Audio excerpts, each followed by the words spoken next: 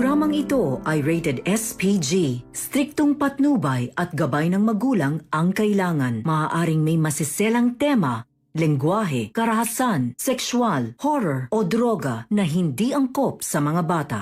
Ikaw ang aking dahala sa gabing madilim. Ikaw ang Napatunayan ni Annalyn kay Carlos na karapat-dapat siyang ipadala ng Japan. At simula na ang mag-amang Justin at Eric na pabagsakin ng Apex at si Giselle. Magandang araw at edo na nga tayo sa ating pinaka-abangan tagpo sa abot kamay na pangarap. Welcome to my channel. Please don't forget to like, comment, and click the bell button para lagi kayong updated sa aking mga videos. Samantala, hindi sinasadya ni Carlos na masugatan niya si Lynette dahil sa galit nito at matinding selos niya kay RJ, ay hindi ito nakapasok ng trabaho. Pinagpahinga na lang muna siya ni Carlos, kaya pumayag naman si Lynette. Hindi naman inaasahan ni Lynette na bibisitahin siya ni Chang Susan at Josa sa bahay niya. Dahil sa nangyari kahapon na ipinag-alala ni Josa, kaya agad nilang pinuntahan si Lynette at makibalita kung inaway o sinaktan siya ni Carlos dahil kitang-kita ni Josa ang galit ni Carlos kay Lynette. Nagdahilan naman si Lynette kay Josa na naniniwala sa kanya si Carlos at naging maayos naman ang kanilang pag-uusap. At dahil sobrang nag-alala si Josa kay Lynette, ay hindi niya napigilan na maikwento ito kay Annalyn. Nakiusap naman si Lynette kay Josa na kapag may nangyaring ganito, ay huwag niya nang sasabihin kay Annalyn dahil ayaw niya itong mag-alala para sa kanya. Humingi naman ng sorry si Josa kay Lynette at sabay hinawakan niya ang balikat nito nang biglang napaaray si Lynette. Ipinagtaka ito ni Josa kung bakit bigla siyang napaaray kaya naitanong ni Chang Susan kay Lynette kung may masakit ba sa kanya. Sabi ni Lynette na wala po Chang Susan, medyo masakit lang ang balikat ko ngayon kaya hindi ako nakapasok. Mawawala din to mamaya. Pero si Josa ay iba ang tumatakbo sa isipan niya. Hindi siya naniniwala sa mga dahilan ni Lynette at malakas ang kutob niya na sinaktan ito ni Carlos kaya may masakit sa kanya. Hindi naman ito pinahalata ni Josa kay Chang Susan at baka mag-alala pa ito. Habang si Lynette naman ay iniba na lang ang usapan nila. Kabilang dako naman sa Aces Hospital ay kausap ni Annalyn si Miss Pokwang at ang handang-handa na sana itong subukan ni Annalyn kung ano ang mga natutunan niya sa mga itinuro sa kanya ni Annalyn. Nagmalaki naman si Pokwang na pinag-aralan niya talaga dahil ayaw niyang mapahiya si Annalyn kay Doc Carlos nang biglang ipinatawag si Annalyn dahil may biglaang emergency. Agad naman pumunta ng ER si Annalyn at sumama din si Miss Pokwang para makita niya kung ano ang ginagawa ng mga neurosurgeon doctor. Napabilib siya sa galing ni Annalyn kaya naman bilang pasasalamat ni Miss Pokwang kay Annalyn ay pinag-aralan niyang mabuti ang mga itinuro nito sa kanya dahil alam ni Pokwang na isang challenge ito para kay Annalyn na matutunan niya ang lahat na itinuro nito para magamit niya din sa gagawin niyang pelikula. Pagkatapos na sa ER ay nag-usap silang dalawa at sinubukan ni Annalyn si Miss Pokwang kung hanggang saan ang natutunan niya. Inisa-isa naman ito ni Pokwang kay Annalyn kaya tuwang-tuwa silang dalawa dahil madaming natutunan si Miss Pokwang. Nagpasalamat naman si Miss Pokwang kay Annalyn dahil sa galing nito bilang isang batang doktor. Nabanggit ni Annalyn kay Miss Pokwang na isa itang test para sa kanya ni Doc Carlos para makuha niya ang slot na ipapadala sa Japan dahil isa ito sa mga pangarap ni Annalyn.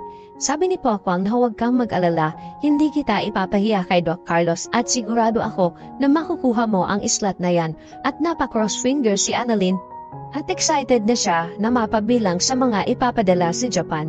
Samantala, tinawagan ni Carlos si Michael para yayain itong lumabas dahil matagal-tagal na silang hindi nagkikita at nagkakausap.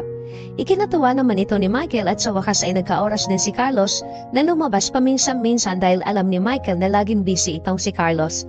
Sa bar nagkita silang dalawa at habang nagiinom sila ay nagkukwentuhan sila. Maya-maya ay naitanong ni Michael kung kamusta na si Lynette at Annalyn.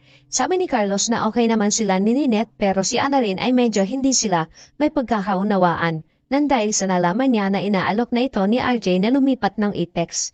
At nabanggit din ni Carlos kay Michael na isa si Annalyn sa napili at ipapadala sa Japan para mag-seminar. Sabi ni Michael na hindi naman siguro gagawin yun ng inaanak ko sa'yo. Kilala ko siya, hindi yan magdidesisyon agad at malamang hindi niya iiwan ang Eastridge dahil kasama niya ang nanay niya. Sabi naman ni Carlos, kaya nga ang ginawa ko ay binigyan ko siya ng isang challenge dahil gustong-gusto niyang makasama sa Japan.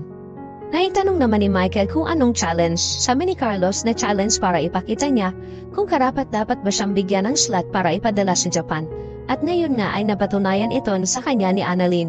Kaya napahanga si Carlos kay Annalyn dahil kahit anong cases ang ipahawak ko sa kanya ay kaya-kaya niya itong maipisa dahil ganong katalino at kagaling si Annalyn.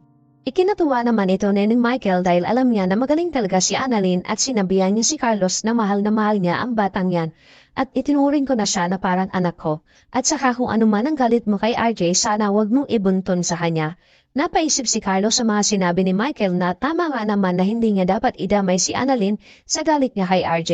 Kaya nagdesisyon si Carlos na ibigay kay Annalyn ang slot papuntang Japan dahil naipasa ni Annalyn ang test na binigay niya. Kinabukasan sa East Ridge ay ipinatawag ni Carlos si Annalyn kay Doc Enriquez para sabihin sa kanya na ibinibigay ko na sa iyo ang slot para ipadala ka sa Japan dahil naipasa mo ang challenge na ibinigay ko sa iyo. Kinatuwa ni Annalyn ang sinabi ni Doc Carlos kaya pinasalamatan ito ni Annalyn.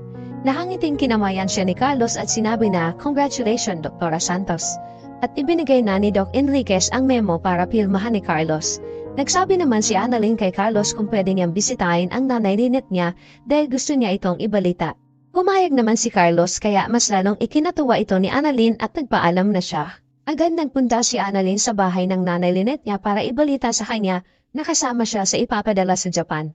Naabutan ni Annalyn na nagluluto ang nanay Lynette niya kaya ikinatuwa naman ito ni Lynette dahil binisita siya ng anak niya at sobrang miss niya na si Annalyn. Sabi ni Annalyn na may good news po ako sa inyo, Nay. Sabi ni Lynette na ano yon? Nakangiting sinabi ni Annalyn na makakapunta ako ng Japan. Kaya ikinatuwa naman ito ni Lynette dahil unti-unti nang natutupad ang pangarap ng anak niya at napayakap siya kay Annalyn nang biglang napaaray si Lynette. Ikinagulat ito ni Annalyn kaya inalis niya agad ang pagkakayakap niya kay Lynette niya. Napatingin siya sa nanay niya at nagtataka. Kaya nilapitan niya ulit ito at tiningnan niya ang braso ng nanay Lynette niya at nakita niya na may sugat ito. Tinanong ni Annalyn ang nanay Lynette niya kung anong nangyari sa kanya at kung bakit siya may sugat. Sabi ni Lynette na wala ito anak, sumabit lang ako sa isang bagay kaya ako nagkasugat. Huwag kang mag-alala, nagamot na yan ni Carlos. Kaya niyaya na ni Lynette si Annalyn kumain para hindi na ito magtanong pa. Samantala sa Apex magkausap ang mag-amang Eric at Justin sa opisina niya. Pinag-uusapan nila ang gagawin plano kung paano nila pababagsakin si Giselle at kung paano nila makukuha ang Apex na hindi nila nalalaman. Sabi ni Eric na madali natin mapapabagsak ang Apex kapag nakuha ko ang loob ng mga taong nakapaligid kay Giselle at paiikutin natin si Giselle. Kukunin ko ang tiwala niya para madali natin siyang mapasunod sa mga gusto ko. At kapag napabagsak na natin ang Apex at ganun din si Giselle, dahil buhay nila ang Apex, sabi ni Justin na eto na ang pagkakataon ko makuha ko ang nararapat para sa akin dahil hindi ko siya mapapatawad sa lahat ng kasalanan niya sa akin. At eto na din ang oras na nararapat na ibibigay natin sa kanya kung ano ang para sa kanya. Ikinatuwa ito ng mag-ama dahil umaayon sa kanila ang pagkakataon. Hindi alam ni Giselle ang sariling dugo at laman lang niya ang magpapabagsak sa kanya. Tuluyan na kayang magawaan ng plano ng mag-amang pabagsakin ng Apex? Malamang kaya ni Giselle ang lahat ng plano ng mag-ama sa kanya. Paniniwalaan kaya ni Annalyn ang dahilan ni Lynette kung bakit siya nagkasugat? Yan ang ating pakaabangan dito lang sa Abot Kamay na Pangarap. Huwag bibiti, huwag kalimutan mag-subscribe. Maraming salamat po and God bless.